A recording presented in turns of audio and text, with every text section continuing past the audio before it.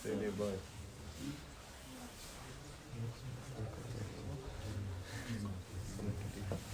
Check that.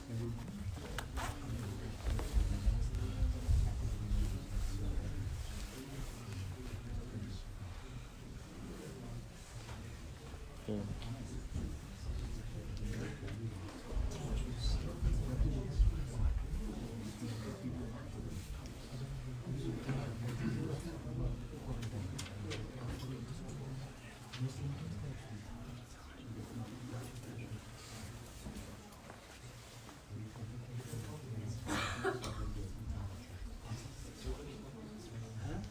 Yeah, speaker will be done. Speaker will be working. Speaker I'm the least worried about. Let's try it out. Switch it on. Switch it on. See how it looks in the camera moving around. I'm without my trusty cameraman today that I usually have. Bismillah, Bismillah. Is it recording? Maybe it's not switched on. That's not recording, no, just hit the button. Should we sit down, you know? Do you want to center? Yeah, whatever you want to do with it, we'll just.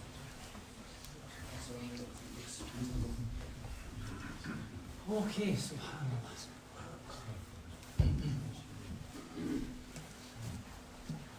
How do you focus it?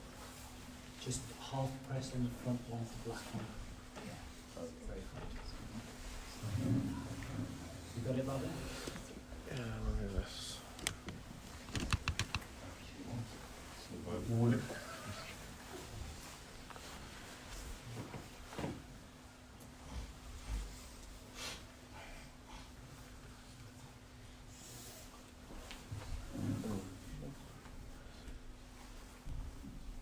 You okay? And then the record button records. Yeah, I think it's recording already. Has it got a little red dot? It's flicking. Turn the screen around if you want. Yeah, yeah. It's recording. Okay. Is it okay? Looks okay. الحمد لله رب العالمين والصلاة والسلام على عبد الله ورسوله نبينا محمد وعلى آله وصحبه أجمعين أما بعد. So Jazakumullah khairan first of all for your patience in those few minutes which it took us to get set up. Inshallah ta'ala we'll get better at it as the time goes on and as the lessons go on. So there are two new lessons that we're starting in Masjid al-Tawheed in Newcastle, and neither of them are new, and I'll explain that in a minute. So they're new to Masjid al-Tawheed, but they are a continuation of lessons that have already been going on elsewhere. And that's because I started two series. In my first series, I started the book Bulugh al-Maram, which is a book of ahadith. It's a book of hadith that relate to rulings, the halal and the haram, by Imam al-Hafidh ibn Hajar rahimahullah ta'ala. And this book, Bulugh al-Maram, I started it when I was over in Dubai. I'm still there, but I'm there less now than I'm here more. So it's not feasible for me to keep going there or keep continuing the class there, because it's just going to end up with too few classes. So it makes sense to move the class to Newcastle, but inshallah we're going to be starting a brand new chapter, Kitab al-Zakat, and that's going to be on Tuesday, inshallah ta'ala. And it'll be every Tuesday as long as I'm not away. When I'm away, I'll let you know in advance, inshallah. As for Friday evenings, we're going to be doing Tafseer. And I started Tafseer again in Dubai. We got up to Surah al-Asr. I'm going to do a little bit of repetition today, just as like an introduction to the topic, inshallah. And bi'idhnillahi ta'ala, you'll be able to see all the videos for those classes. They're already on my YouTube channel, which is youtube.com/MuhammadTim, MuhammadTim.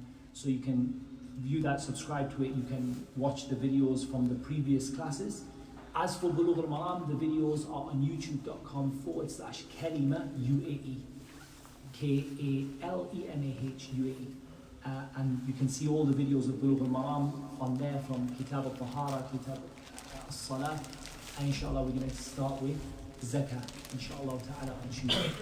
So we don't want these classes to be too long, and the reason for that is we don't want to take too much of your evening and make it a burden for you to come. We want to make it something that's fairly quick. So we like to finish within half an hour of starting, inshallah ta'ala. So they're just going to be quite quick.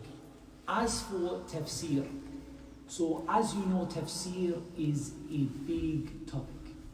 And it's said that tafseer is a topic which requires knowledge of every single science from the sciences of Islam. Sometimes you might think that tafseer just requires really good Arabic. But actually Arabic is only one tiny part of tafseer.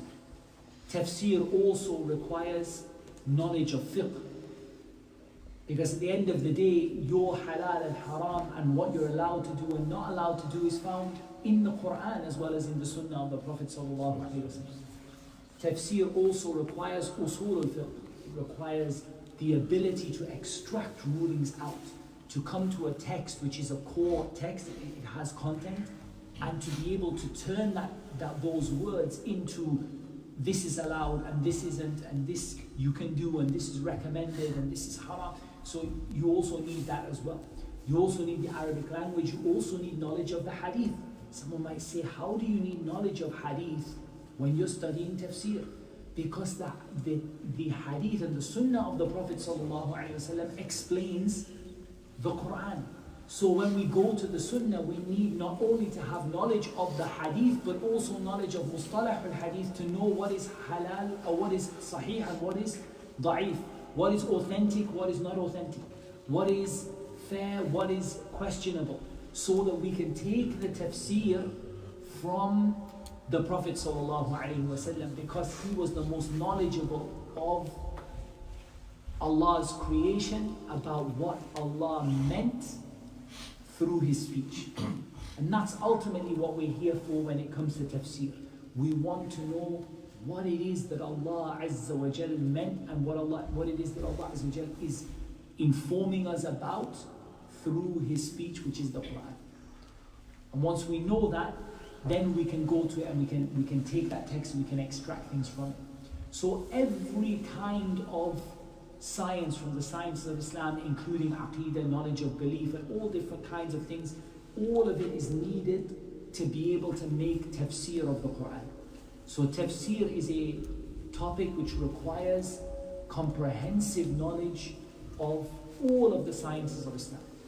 So then the question comes, well, what are you doing here, Muhammad Tim? Because you have some way to go in that yet. In reality, what we're going to do is we're going to take this tafsir. We're going to take this tafsir from the reliable tafsir of the scholars of Islam, and we're going to do that in multiple ways. We have some source books which are like primary sources for us. We're going to actually use them as a sort of a textbook that we follow, and then we have scholars who have explained those books and clarified them for us, so that what we can do is we can dip into that as well. So in terms of the books of tafsir, which are easy for you guys to access in English, what would I recommend for you that is easy for you guys to access in English? The first thing that you have, and you might be surprised in me saying this, is a translation of the Quran. Because a translation of the Quran is a tafsir. It's not a translation because you can't translate the speech of Allah Azza wa Jalla. It is a translation of the meaning. That's why they write on the front, translation of the meaning of the Quran into English. And a translation of the meaning means that it's a tafsir and not a translation.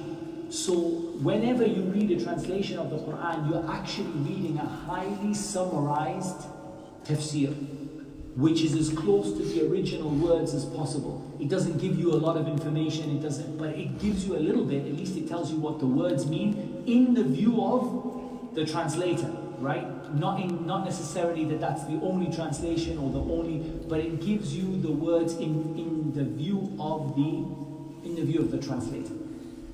Jimmy, I would highly recommend for tafsir purposes that you get a copy of a translation of the meaning of the Quran by Muhammad Muhsin Khan and Taqiyuddin al-Hilali. This one, which is the official Saudi translation, is better in terms of tafsir than others like Sahih International.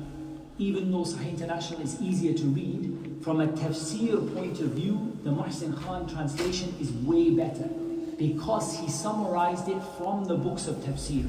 So, in fact, it's less of a translation and more of a tafsir, which makes it hard to read. If you've ever tried to read it, you found that it's kind of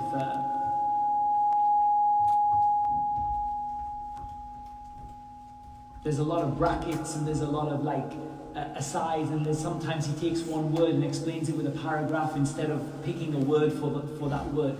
But that's actually helpful when it comes to tafsir, even though it might not be helpful when it comes to just reading it on a day-to-day basis. It's helpful when it comes to tafsir.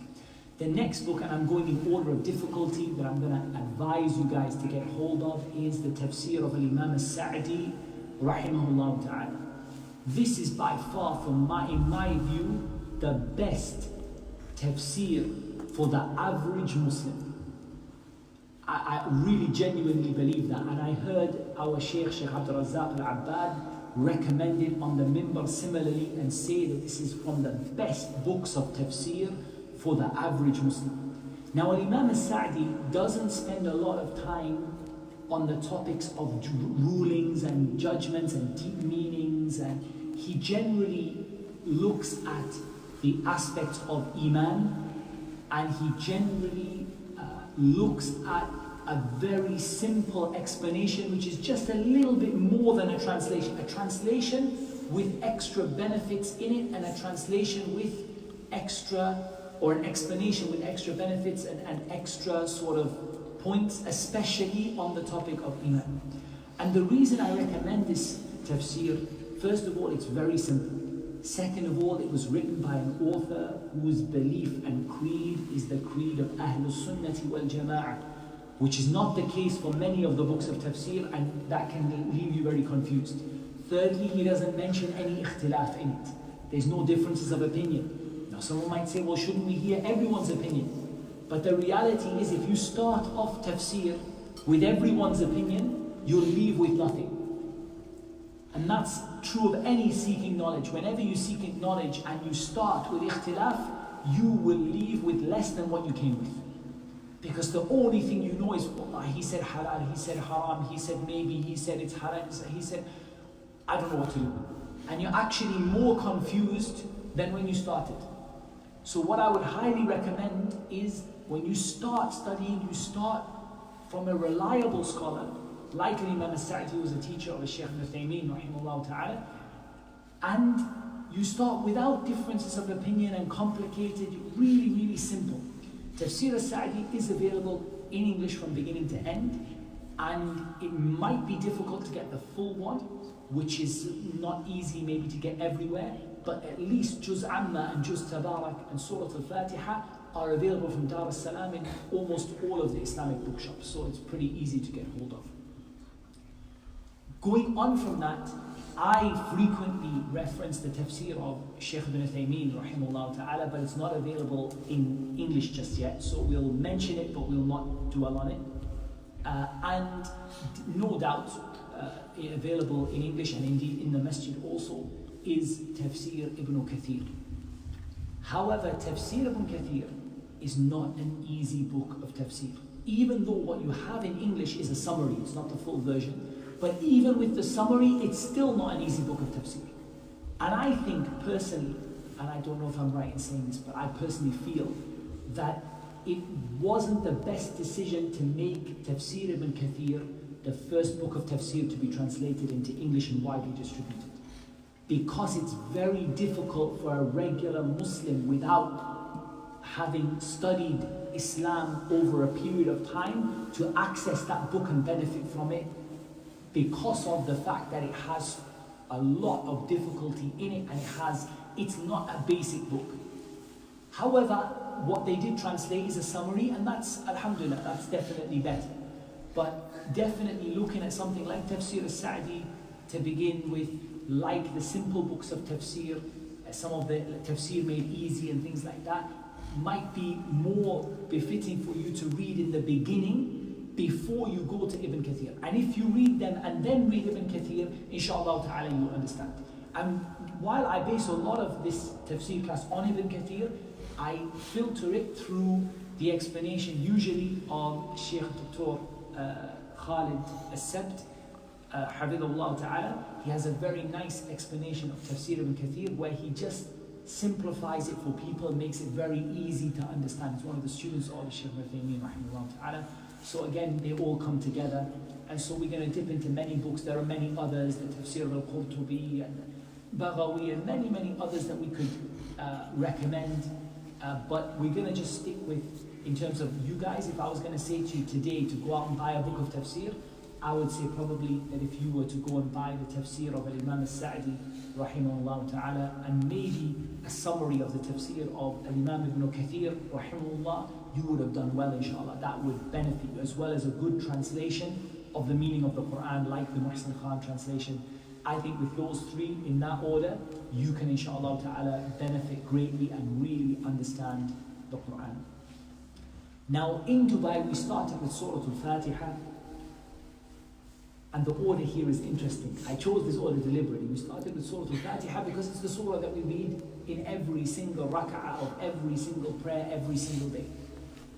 And that's available on YouTube. You guys can follow it and watch it and catch up.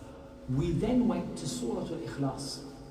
That's because we wanted to start from Surah An-Nas. But if you look at the topics and the way that it's laid out, it makes sense to take Surah Al-Ikhlas first, then Al-Falaq, and then An-Nas. And then we went in order from the back. So we went through Tabbat Yada Abi Lahabin wa Tab. We went through إِذَا جَاءَ نَصْرُ اللَّهِ وَالْفَتْحِ. We went through قُلْ يَا أَيُّهَا الْكَافِرُونَ. We went through Al-Kawthar and Al-Ma'un and لِإِيلَافِ قُرَيْشِ and Surah Al-Fil, and we, in the last lesson, we did Surah Al-Humaza and we did Surah Al-Asr. What I'm going to do for the rest of this evening, which is around about 15 minutes or so, is I'm going to start, just to get us interested and to get us thinking about it, we're going to start with just a summary of what we talked about in Surah Al-Humaza and Surah Al-Asr. And then inshallah ta'ala from next week we start our new topic, which is a new surah. We haven't done the tafsir of it before, which is going to be At-Takathur, Alhaakum At-Takathur, if I'm not mistaken. So we're going to do that, but what I didn't want to do is I thought maybe this week not everybody will know about the class.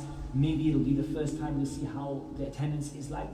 So what we'll do this week is we'll cover some of the benefits from Surah Al-Humaza and Surah Al-Asr as a kind of an introduction or just kind of a first lesson. And then inshallah ta'ala from there we're going to go and we're going to start the topic from new, and then the guys in Dubai will be following the videos from Newcastle inshallah, and they will be catching up with us bi'idhnillahi ta'ala. Surah Al-Humaza. The reason I wanted to go back to the surah is I think there's a lot of benefits that many people don't understand this surah, or haven't taken a full understanding of it.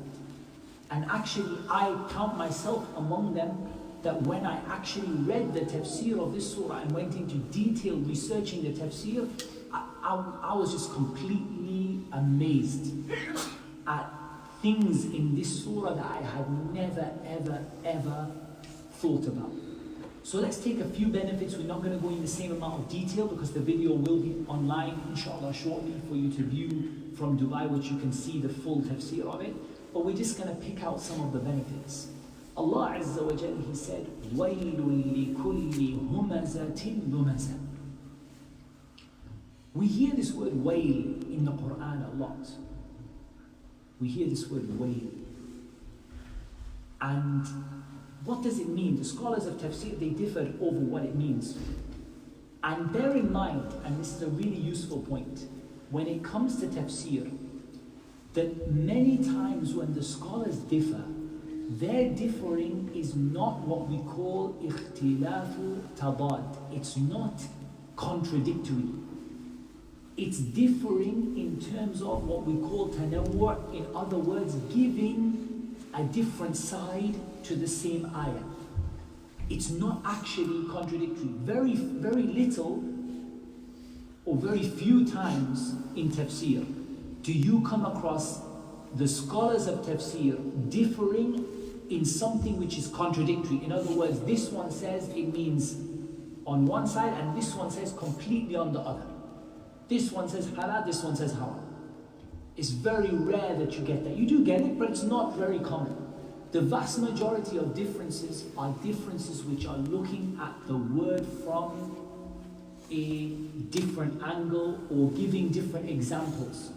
For example, when they talk about hablullah, the rope of Allah, some of them said the rope of Allah is Islam, some of them said it's the Quran, some of them said, and so on. But the point is that all of these things, it's all of them. It's Islam and the Quran and the Sunnah and following the companions and so on. All of this is the rope of Allah. So it doesn't contradict you. You don't have to take one and leave the others. You can often take all of them, or they give you an example. So they say, what is al-humazatul lumaza? And one of them gives an example, and another one gives a different example, and another one gives a third example, and all of them are true. And that's the majority of times in tafsir. Most of the time it's like that. Most of the time it's like that. So when you see, if you're going through Ibn Kathir and you see, that Ibn Abbas said this, and Mujahid said this, and As-Suddi said this, and Atha said this, and you start going through and you're thinking, oh, which one? Just first of all ask yourself, do these even contradict each other? Or are they just aspects of the same thing, or examples to explain a concept? So first of all, al-Wail. What is al-Wail? Some of them said Wailun is a word of, like tawbih, a word of censure or a word of rebuke. That Allah subhanahu wa ta'ala is rebuking them. Woe to you, like we would say in English, woe to you. And probably it's old English, but when you say like a word that is, you want to really have a go at the person and you want to say how terrible they are. What a terrible thing to say. Woe to you. You're putting yourself into destruction. A word which criticizes and rebukes and shows the evil of what that person is doing. Others said that Wail is a valley in Jahannam. A valley in Jahannam. There is a valley in Jahannam called Wail. And this is reported from some of the early generations, some of the people of the early generations. They said that Wail is a valley in Jahannam. So in reality, if it is a valley in Jahannam, that's one thing, and it's also a word of censure and rebuke, and a word that really shows the evil of what is to follow. So who is this wail for? Who is this curse and this punishment and Jahannam and this evil? Who does it belong to? Who is it for? It is for al-humaza al-lumaza. It's for kulli, or kulli being every one of them, for every humaza lumaza. So here, what is al-humaza? What's al-lumaza? Well, these two words come from al-hams and al-lams in Arabic. They come from al-hams and al-lams, and the sigha here, the way that they put the context is that this is a person who frequently does these things. What does he frequently do, or she frequently do? He or she frequently does hams and lams. Okay, what is hams and what is lams? We're not going to go into the big details because it's either this or this, and then the other one said no, it's the other way around. And we're not going to go into that for this little class here, this beginning class. What we're going to do instead is we're going to say that all of them gather together certain things. One of them is backbiting. Backbiting by speech or by gesture. So that is talking behind people's back with things that they wouldn't like, either by speaking or by gesturing. And likewise, insulting people to their face, and likewise, sort of ridiculing people or having a laugh at other people's expense, or taking, putting somebody down, especially in their absence. All of this is covered in al-hams and al-lams. So we're looking at the one who does backbiting. That is the one who speaks about their brother or their sister in their absence with something which is true, but they wouldn't like it to be said. If it's false, we don't call it backbiting. We call it slander. If it's false, we call it slander. If it's true, we call it backbiting. So some people say, and this is a really common thing we hear people say, they say, look, but I've said it to their face. This is one of the benefits I want to take from this. وَيْلٌ لِكُلِّ هُمَزَةٍ لُمَزَةٍ. Because al-humaza and al-lumaza includes insulting someone to their face, you can't say, oh, it's not backbiting because I said it to his face before. I've said it to his face, so it's not backbiting. He knows I say it, so it's not backbiting. It still comes under al-hams and al-lams. It still comes under the one that Allah said, Abari in Jahannam for everyone who does this. So it's not right for you to say, oh, they know about it, they wouldn't mind me saying it, I've said it before, I said it to their face, or they know I say it, it's all right, he'll forgive me, she'll forgive me. It still comes under the ayah. Likewise the gestures. So that can be the winking of the eye, the nodding of the head, the pointing behind someone's back. All of that comes under al-humaza al-lumaza.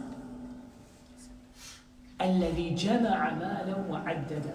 And again, normally in the class we go into detail with each ayah, but we're just talking about some general benefits. The one who gathers the wealth. In some of the different styles of reading the Quran, it's read الَّذِي جَمَّعَ مَالَهُ وَعَدَّدَ. The one who brings all of his wealth together and counts it. Now when he talks about counting it here, gathering wealth in the first place, in Islam, is it wrong to gather wealth? Is it wrong to save your money, for example? To have some money, to be wealthy?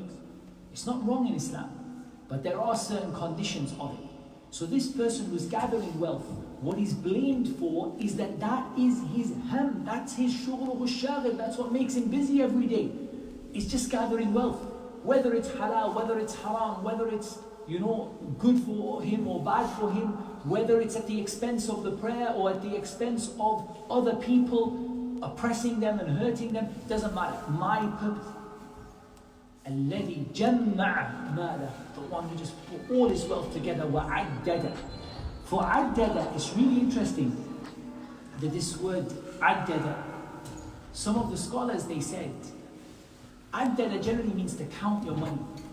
Some of them said he's busy all day just counting his money. I know where all my, I know every penny that I have, and every day I just check. Yeah, still there, like that. And others, they said, عَدَّدَ, it means عَدَّدَهُ أَمَامَ الْفُقَرَاءِ. That in front of the poor people and the destitute people and the people that don't have money, he keeps on counting his money in front of them. Not necessarily physically bringing his money and counting it, yeah? But that he keeps mentioning and really enumerating all the money he has in front of poor people. So the poor person comes and says, oh, I'm poor. And he says, oh, I don't know, have $1 million there, have a couple of million there, 4 million, let me have a check here, that's 5, 6, 7, oh, and the Rolex watch. And he's in telling the poor people how much money he has. He's counting every bit of it in front of them. And that poor person maybe doesn't even have enough to pay their rent, maybe doesn't even have enough to pay their bills. And what is he doing? He is counting, just boasting. But when they come to him to ask for help, he doesn't give it. But he's there counting his money in front of the poor people. Oh, I see that's your car, or I have 3 of them out there. He's counting his وَعَدَّدَ أَمْوَالَهُ أَمَامَ الْفُقَرَاءِ. He's counting his money in front of the poor people. يَحْسَبُ أَنَّ مَالَهُ أَخْلَدَهُ. He thinks that his wealth is going to make him live forever. And how many people is this is their situation? And even many Muslims, sadly, they're thinking that their wealth is going to last them, make them live forever. Your wealth is not what's going to make you live forever. Your name is not what's going to make you live forever. Your reputation is not what's going to make you live forever. What's going to make you live forever is al-amal salih, righteous deeds done for the sake of Allah in accordance with the sunnah of the Prophet ﷺ. That's what's going to make a person live forever in Jannat al-Firdaus, or in Jannat al-Khuld, in the paradise, the everlasting paradise. But as for thinking that the more money you have and the more money you gather, that this is going to protect me from Allah and protect me from what I'm going to have to answer in front of Allah, then this is the one that Allah said, Wailun, a valley in Jahannam, or woe to this person. Kalla la yumbadhanna fil hutama. Kalla is another word we hear a lot of times in the Quran. I try to focus on these words we hear all the time. You always hear kalla, kalla. Kalla, it means no, but it means no by way of completely rejecting what was mentioned prior to it. Like someone says, my wealth will make me live forever. Kalla, no way. No way. And that's why sometimes you hear Allah tells us about someone and then says, Kalla, no way. Not like that. It's not going to be like that. What you think it's going to be like, it's not going to be like that. Kalla. It's not like that. La yumbadhanna fil hutama. That, what is going to be, something is going to be thrown into al-hutama. First of all, what is al-hutama? Al-hutama is the crusher. And that tells us that Jahannam, one of the features of Jahannam, or one of the things about Jahannam, is that it crushes. So it's immense pressure as well as immense fire. The immense pressure that comes from that fire, it crushes people and it crushes things. What will be put into that crushing fire, and al-hutama is one of the names of Jahannam, what will be put into that crushing fire? Here, the stronger opinion is that both the person and his wealth will be put into the fire. Because in some of the recitations of the Quran, it's recited, كَلَّا لَيُنْبَذَانِ فِي الْحُطَمَةِ. Both of them will be thrown into al-hutama. Both of them are going to be thrown, the wealth and the person, into the crusher. وَمَا أَدَرَاكَ مَا الْحُطَمَةِ. مَا أَدَرَاكَ, you hear a lot of times in the Quran, it's a question of how will you know? What will make you know what it is? How will you come to know what it is? In other words, do you know what it is? Here's what it is. Allah is then going to tell you what it is. نَارُ اللَّهِ الْمُوقَدَةِ. It is the fire of Allah which is muqada, it's fueled. Al-waqud is the fuel. Muqada means it's fueled. It has fuel. What's the fuel of the fire? وَقُودُهَا النَّاسُ وَالْحِجَارَةِ. People and stones. That's the fuel of the fire. الَّتِي تَطَّلِعُ عَلَى الْأَفْئِدَةِ. The one that burns right down to the heart. You imagine what it's like when someone gets a burn. You ever thought of that? Someone gets, to a first degree burn, second degree burn, third degree burn. How far that burn goes. Might even burn so badly that even there's a place where you can see through the person's skin into the inner flesh inside of the body, and this is the worst kind of burn we can kind of imagine in this world. But the fire of Jahannam, it burns all the way to the heart. It reaches the heart. And then when it reaches the heart and the person is alive the whole time because they don't die.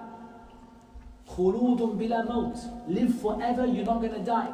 That person, they're living while their body burns all the way to the heart.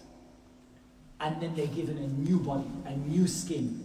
And then it burns them all the way to the heart again. Also, some of the scholars mention from the benefits of this, why the heart?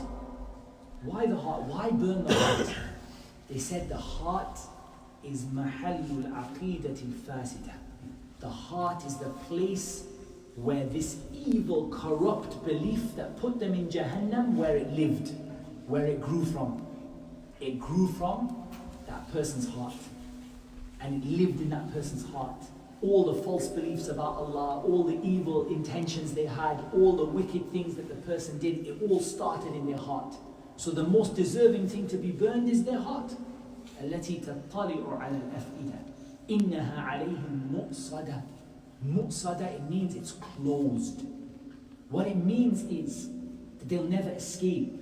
They're actually locked inside of it and trapped inside of it. If you imagine this, if you imagine لا قدر الله ذلك, that there is a person who is trapped in a room and the room sets on fire. Trapped in a room, the room sets on fire. And they run to get out of the room, but the key doesn't work in the door is jammed. They run to the window and the window doesn't open. And they're trapped in there, running from one wall to the other until they die. That is exactly what Allah described the hellfire like. Mu'sada, it's mughlaqa, it's closed, it's locked down upon them. There's no way for them to escape it. Wherever they run, they're just going to see fire and they will never be able to get out. في عمد ممددة, and this is one of the hard ones. We're not going to go too much because it has a lot of different tafsir about it. But al-amad, they are pillars or columns, and mumaddada are extended. So the question is, what are these extended columns? What are these extended columns that Allah tells us about? Are they columns of fire? Or are they columns which the people are trapped inside, like as if the person is trapped inside like a column or a pillar, and the inside is hollow and they're trapped inside and the fire is poured upon them and they can't escape it? Or some of the scholars said they are the things, the columns are the things which close Jahannam, like as if they are big bars that lock the door, that lock the gate so the people can't escape. For example, if you imagine you go to and put a broom handle against a door, like that, like you take a pillar, like a big, huge pillar, and it's jammed against the gate so that there's no way they can escape. These are all opinions that were mentioned about it, but the reality is we don't have an evidence for any of them. And it mostly comes down to the Arabic language as to which one we take, but in general, we say that all of these are worthy of consideration, that Allah has told us how the hellfire is, and really we should, so many of us read the surah, but we don't appreciate just how serious the situation is. And it also gives us a warning against backbiting, against slander, against making fun of people, against gesturing, against saying things behind people's back, against insulting people to their face, all of these things. And likewise, making your only concern gathering money together, and especially not considering the needs of the fuqara and the masakin, the poor and the needy people. For Surah Al-Asr, I'm not going to go into too much detail because we're out of time, but what I am going to do is just cover a couple of points. Surah Al-Asr, وَالْعَصْرِ إِنَّ الْإِنسَانَ لَفِي خُسْرٍ إِلَّا الَّذِينَ آمَنُوا وَعَمِلُوا الصَّالِحَاتِ وَتَوَاصَوْا بِالْحَقِّ وَتَوَاصَوْا بِالصَّبْرِ. What Surah Al-Asr actually tells us is, it tells us that the default state of man is khusr, is loss. You are losing. You're going to lose. Unless certain things apply to you, you're going to lose. So al-khusr is like what we talk about, khusran, we talk about it in business. For those of you who speak Arabic, when we usually talk about, khasara and ribh, we talk about it in business. It's a business term. So why does Allah use a term that relates to business? Why didn't Allah say, إِنَّ الْإِنسَانَ لَفِي شَرٍ? Mankind is evil. Mankind, why talk about a business term? Mankind, every single human being is going to make a loss. Why use a business term? Because this life is a tijara, it's a business. It's a trade between you and Allah. Inna Allah ashtara min al-mu'minin. Allah has purchased from the believers their wealth and themselves بِأَنَّ لَهُمُ الْجَنَّةِ, in return for Jannah. فَاسْتَبْشِرُوا بِبَيْعِكُمُ الَّذِي بَيْعْتُمْ بِهِ. Take glad tidings for the trade that you've made, the business transaction you've made. You sold yourself and your wealth for Jannah. That's the business. And if you're not involved in that business, then you're making a loss. Whatever business you do, if your business isn't selling yourself and your money for Jannah, you're in the wrong business. That's what it should be. إِلَّا الَّذِينَ آمَنُوا وَعَمِلُوا الصَّالِحَاتِ وَتَوَاصَوْا بِالْحَقِّ وَتَوَاصَوْا بِالصَّبْرِ. Allah tells us about 4 essential things that every Muslim needs to have. Number 1, knowledge. Because none of this, إِلَّا الَّذِينَ آمَنُوا وَعَمِلُوا الصَّالِحَاتِ, it can't happen without knowledge. So knowledge is a prerequisite for you to be from those people. Then to have Iman and righteous deeds. Righteous deeds are a part of Iman, but they're emphasized because Iman, just saying my Iman is in my heart and my Iman is, just my Iman is what I believe and my Iman, don't judge my Iman and all of this stuff, none of that makes sense. إِلَّا الَّذِينَ آمَنُوا وَعَمِلُوا الصَّالِحَاتِ. If you want to talk about your Iman, do something. Do an action that shows what that Iman is. So Allah emphasized the actions. You get knowledge, you act upon it. وَتَوَاصَوْا بِالْحَقِّ. And you tell other people about it. You give each other advice. At-tawasi is mutual advice, right? I advise you, you advise me. I help you, you help me. That's what tawasi is. It's not like when I just instruct someone or teach someone. Tawasi, وَتَوَاصَوْا بِالْحَقِّ, is where we exchange. Each of us help each other, give each other advice. Advice and sincere advice, we know the hadith, الدين النصيحة, this religion is sincere advice. قالوا لمن يا رسول الله قال لله ولكتابه ولرسوله ولأئمة المسلمين وعامتهم, that it's for Allah and His book and His messenger and for the leaders of the Muslims and the general people. All of those deserve your sincerity and sincere action towards them, and for you to be like a representative of them. You can't advise Allah. You can't advise Allah. Allah is Al-Alim Al-Khabir. But what it means is that you act in the interest of what Allah Azza wa Jal wants. And you act in the way that Allah Subhanahu wa Ta'ala wants you to act. And you behave in a way that is like you are representing Allah Subhanahu wa Ta'ala, and you're sincere towards Him and sincere in your actions, and you are trying to do what Allah Subhanahu wa Ta'ala loves to happen and what Allah Azza wa Jal loves for you to do, and trying to bring about what Allah Azza wa Jal loves. That's what it means. And likewise towards the Quran and towards the Prophet ﷺ after his death, which is towards his Sunnah and towards the leaders of the Muslims and the general people. And then finally, when you do this, what's going to happen? What's going to happen when you get knowledge and you act on it and you advise people about it? What's going to happen is you're going to need bags and bags of sabr. Because it's not going to come. What's going to come to you is the same thing that came to the prophets and the messengers and the righteous. The same thing.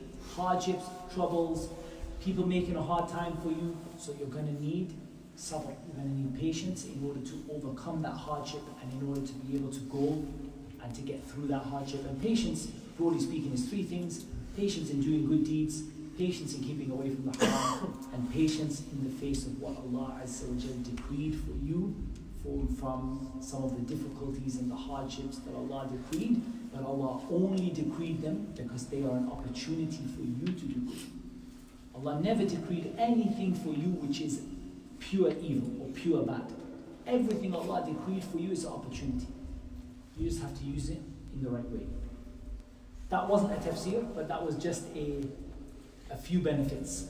Inshallah ta'ala, we're going to start next week with the proper tafsir, where we go word by word, where we look at the meanings, we look at what the scholars said, and we inshallah bring the tafsir. That's going to be from next week, but this week was just kind of a taster of some of the benefits. And Allah Azza wa Jalla knows best. Wassalatu wassalamu ala nabiyyina Muhammad wa ala alihi wa sahbihi ajma'in.